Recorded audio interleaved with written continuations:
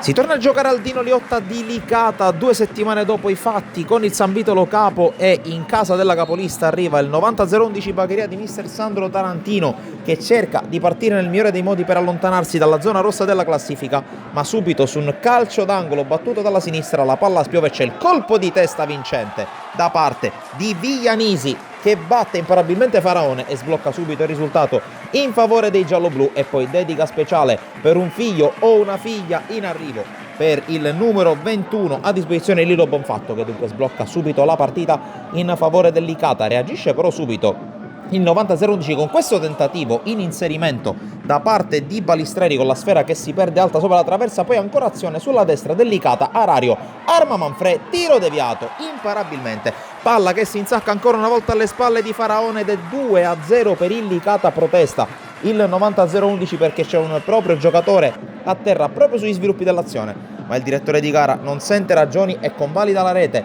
torna a farsi vedere in avanti, però la formazione ospite con questo pallone messo in mezzo, l'uscita alta da parte di Federico Valenti, che poi rimane anche a terra contuso. Si riaffaccia in avanti allora il Licata con questa giocata sull'out di destra tra Brugnone e Arario, il cross di quest'ultimo, il colpo di testa di Manfrè e la palla che sorvola la traversa. Dall'altra parte il 90-011 prova a riaffacciarsi dalle parti di Valenti, che deve smanacciare in calcio d'angolo su questa conclusione velenosa da parte di Romano. Poi ancora il Bagheria che attacca, c'è questo calcio di punizione convalidato da un fallo di mano, battuta velocemente a sorprendere gli avversari, ma c'è la girata di Balistreri che sorvola la traversa, altro pallone messo in mezzo sempre dalla destra, batti e ribatti nel cuore dell'area di rigore. Poi il salvataggio decisivo è quello di Porcaro, che toglie letteralmente il pallone dalla disponibilità degli attaccanti del Bagheria. Con le immagini passiamo al secondo tempo con questo break da parte di Romeo, poi la palla al limite dell'area di rigore per il tentativo di Scalisi, che da buona posizione non inquadra lo specchio. Dall'altra parte Arario se la sposa sul destro,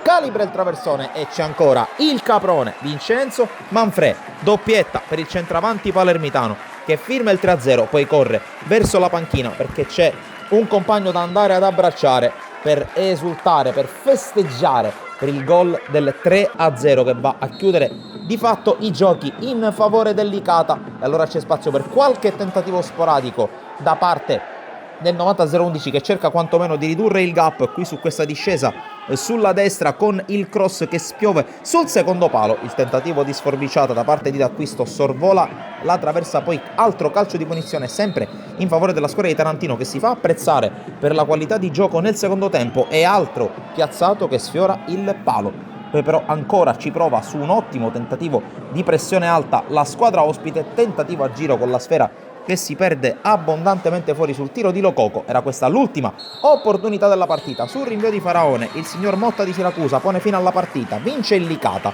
Da Sportisile è tutto, alla prossima.